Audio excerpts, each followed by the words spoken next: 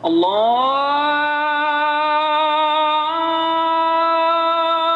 أكبر الله أكبر الله أكبر الله أكبر أشهد أن لا إله إلا الله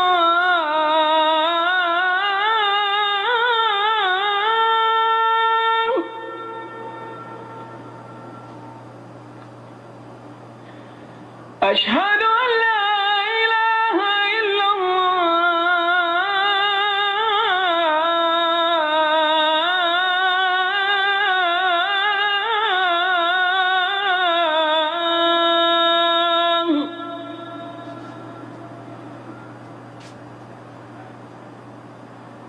أشهد أن محمدا رسول الله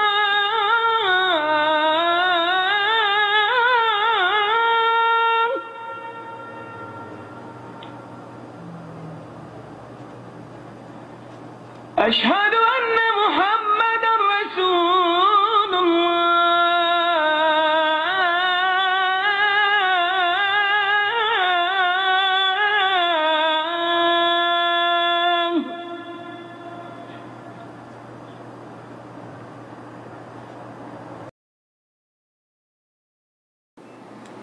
سحر کے بہت سے اقسام ہیں. ہر قسم کے لیے تقریباً 40 کے قریب جادو کے قسمیں ہیں،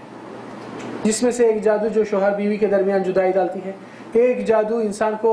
بیماری پہ ڈال دیتی ہے، ایک بیماری جاتی ہے تو دوسری آتی ہے، ختم نہیں ہوتی، جبکہ میڈیکل چیک اپوں میں کوئی چیز ظاہر نہیں ہوتی، سب نارمل رہتا ہے مگر تکلیف رہتی ہے انسان کو. کوئی ایک بیماری انسان کو عقل کو مفلوج کر دیتی ہے، ایک بیماری انسان کو وسوسے اور خیالات میں زیادہ الجھا دیتی ہے، ایک بیماری انسان کو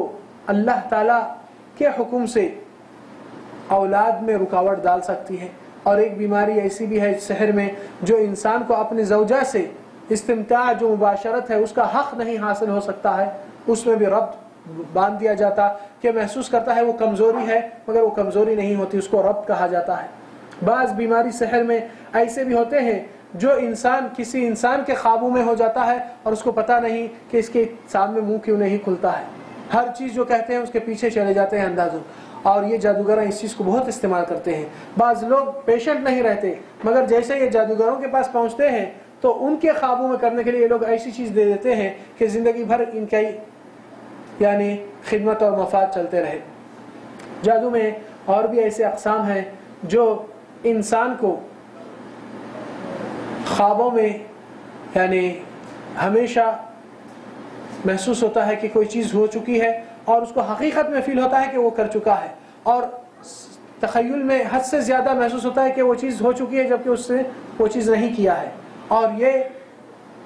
سحر کے اقسام میں بھی ہے جو انسان کے کاروبار کو بھی معطل کرنے کے لیے، بعض گھروں میں سکون چین ختم کرنے کے لیے مختلف ان کے پیشے ہیں، اور ہر سحر کا فساد کے سوا اور برائی ڈالنے کے سوا کوئی اچھائی کے لیے نہیں ہوتا ہے. بعض لوگ کہتے ہیں نہیں ہم برے کے لیے نہیں کرتے ہیں، ہم اچھے کے لیے جاتے ہیں، تو جادو سے کوئی اچھائی آنے والی نہیں سوائے جہنم کی،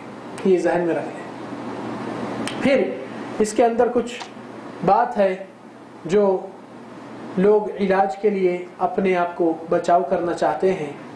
تو سب سے پہلی بچاؤ کا راستہ جو اللہ سبحانہ وتعالیٰ قرآن میں بتائے کہ ابلیس کہہ چکا ہے کہ تیرے موحدین بندوں کے اوپر میری زور طاقت ہونے والی نہیں، الا عبادک منہم المخلصین، جو خالص بندے اللہ کے سوا کسی کو نہیں مانتے، اللہ کے سوا کسی کے طرف مدد کی پکار نہیں پیش کرتے، اللہ کے سوا کسی کے اوپر توکل، یقین، بھروسہ، امید، اعتماد، اعتبار کسی کا اتنا نہیں کرتے جتنا اللہ سبحانہ تعالیٰ کا ہی پورا ان کے دل میں رہتا ہے. نمبر 2 کہ انسان اگر یہ آفت آنے سے پہلے کچھ نبی صلی اللہ علیہ وسلم کے اذکار ہیں، دعائیں ہیں صبح شام کے، حسن المسلم کی کتاب موجود ماشاءاللہ ہر زبان میں ہے یہاں پر، اس کتاب کے دعائوں کو اگر انسان پڑھ لے صبح شام سونے کے وقت، ہر حالت میں اس کی دعا رسول اللہ صلی اللہ علیہ وسلم کی اپنی زبان پہ آ جائے تو ہر وقت اللہ کی حفاظت آپ کو موجود رہتی ہے. پریکاشن یہی ہے، احتیاط کرنا، اور یہ چیز کے ساتھ انسان اللہ کی ذکر اور عبادت میں زیادہ لگنا، یہ بھی بہت بڑی طاقت ہے جو ایمان والوں کا ہتھیار ہے۔ اللہ کے اوپر توکل، بھروسہ، توحید، اور اس کے ساتھ ساتھ کہ اللہ کی کثرت ذکر جو شیاطین کو دور کرتی ہے اور انسان کو غفلت سے بچاتی ہے۔ پھر اس کے علاوہ مختلف قرآن کے آیات موجود ہے قرآن میں، اور انسان سچے دل سے اللہ کو مانتے ہوئے اگر خود پڑھ لے تو خود کا مسئلہ آپ سے حل ہو سکتا ہے۔ کیوں؟ لوگ زیادہ آج فلان آدمی کرنے جانا ہے، فلان شیخ کرنے جانا ہے، بے شک کچھ کیسوں میں انسان کو بہت کافی آگے ہو چکا ہے، مسئلہ بگڑ چکا ہے کئی جادوگروں سے، کئی غلط لوگوں سے، اس بگاڑ کو ٹھیک کرنے کے لیے کسی کا رائے مشورہ ہونا وہ الگ چیز ہے، مگر اس اعتبار سے کہ نہیں وہ شیخ کر دیتے ہیں، نہیں، کوئی شیخ نہیں کر سکتا۔ یاد رکھیے گا، شفا صرف اور صرف اللہ تعالیٰ کے ہاتھ میں۔ آپ اپنی کوشش سچے دل سے کریں گے، اللہ تعالیٰ آپ کو بھی شفا دیں گا۔ کیونکہ تابعین کے زمانے میں ایک شخص آیا اور کہنے لگا ایک عالم دین اور امام کو، یا شیخ ادعو اللہ ان یفرج عنی فاننی واللہ مضطر، اے شیخ دعا کرو میرے لیے، میں بہت مجبور بے بس ہو چکا ہوں، میرے حق میں آپ دعا کریے۔ تو شیخ نے یہ کہا کہ آپ حقیقت میں ہیں اسی کنڈیشن پہ؟ قلت بلا۔ تو شیخ کہنے لگے کہ آپ ہی دعا کیجئے، اللہ تعالیٰ آپ کی زیادہ سنیں گا۔ امن یجیب المضطر اذا دعا، کون ہے مضطر اور مجبور کی، بے بس کی دعا کون قبول کرتا ہے جب وہ پکارتا ہے اللہ تعالیٰ؟ تو آپ کی دعا آپ کی دل کی تنگی سے نکلتی ہے تو اللہ تعالیٰ فوراً آپ کی معاملے کو آسان کرتا ہے۔ کیوں؟ کیونکہ آپ کے لیے دوسرے لوگ تھوڑی دیر کے لیے ہمدردی کریں گے، مگر ایمان والوں کو بہت تکلیف ہوتی کہ کوئی ایمان والا شخص توحید سے جا کر شرک میں چلا گیا، بہت دل کو دکھ ہوتا ہے کہ جنت سے جہنم میں اتر گیا، سب سے بڑا نقصان۔ وہ اگر الگ اکیلا ہو جائے تو ٹھیک ہے، مگر یہ پورے خاندان کو لے کر جا رہا ہے۔ اللہ حفاظت کرے، ایمان کی سلامت رکھے۔ انشاءاللہ ابھی 5 منٹ میں ہم کوشش کریں گے کہ بات کو ختم کریں، تاکہ کچھ سوالات اگر ہو تو اس میں بھی زیادہ وہ کریں گے، کیونکہ ہم درس کا اصل 3 گھنٹے کا ہے اور ہم اس کو مختصر کر کے کچھ بریف دینا چاہے تاکہ کم سے کم اتنا بھی شعور ہو جائے، آپ دوسروں کو بھی آگاہ کریں گے یا CD بھی دے دیں گے۔ اللہ تعالیٰ آپ کو جزا خیر دے، لوگوں کو بچاؤ کا کام کیجئے تاکہ ایمان سلامت رہے، اور ایسے باطل والے لوگوں کو آگے اتنا مقام نہ دلائے اور ان کو اعزاز نہ دے۔ ایک واقعہ رسول اللہ صلی اللہ علیہ وسلم کا غور سے دیکھیے۔ معاذ بن جبل رضی اللہ عنہ بلاد شام کو جاتے ہیں، بلاد شام میں دیکھ کر کہ کرسچن نصارہ لوگ اپنے بزرگان دین، بڑے بڑے ہستیوں کی احترام میں سجدہ کرتے ہیں اگر سامنے سے گزرے وہ لوگ، اس حد تک ان کا احترام کیا جاتا۔ تو معاذ جب یہ چیز کو دیکھ کر وہاں دیکھنے کر سوچ کر آئے مدینہ کو کہ سب سے زیادہ احترام کے قابل اللہ کے نبی ہیں، تو جیسا نبی صلی اللہ علیہ وسلم کو دیکھتے ہی معاذ فوراً سجدے میں گر پڑے۔ سجدے میں گر پڑے تو رسول اللہ صلی اللہ علیہ وسلم پریشان ہو کر، پہلی بار ایسی چیز دیکھتے، اے معاذ اٹھو، یہ کیا ہے؟ قلت یا رسول اللہ رأیت اولئک، میں نے دیکھا وہ لوگ اپنے بڑے بزرگان دین ہستیوں کو اس طرح احترام کرتے ہیں، تو میں نے سوچا سب سے قابل احترام تو آپ ہیں، اس لیے میں نے کیا۔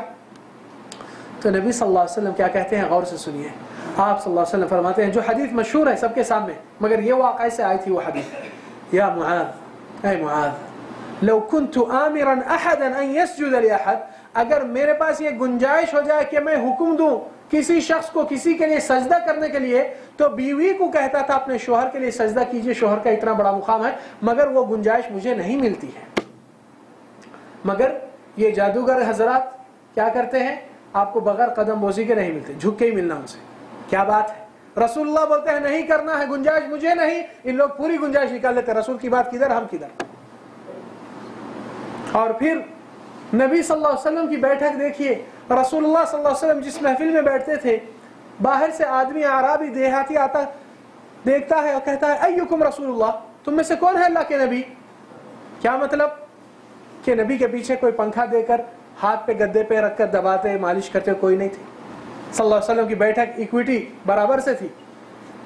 تو یہ معتبریاں جو آج یہ لوگ دکھاتے ہیں، اس کے باوجود بھی لوگ ان کے چال میں اور ان کے جال میں اس طرح پھنستے ہیں۔